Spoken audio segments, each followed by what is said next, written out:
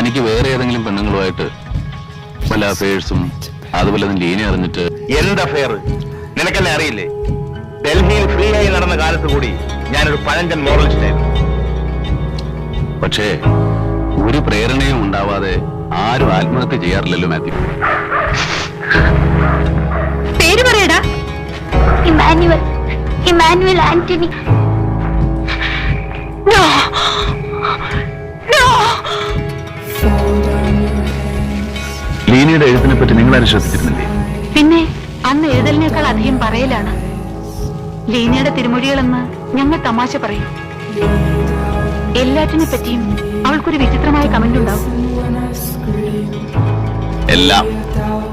എല്ലാം സത്യമായിട്ട് എന്നോട് പറഞ്ഞ പോലീസിനോട് മറുപടി പറയേണ്ടി വരും. എനിക്കറിയാത്തതെന്തോ ലീനയുടെ ബാക്ക്ഗ്രൗണ്ടിലുണ്ട്. അത് ശ്യാമളയ്ക്ക് അറിയാം, പറയുന്നില്ലെന്ന് മാത്രം.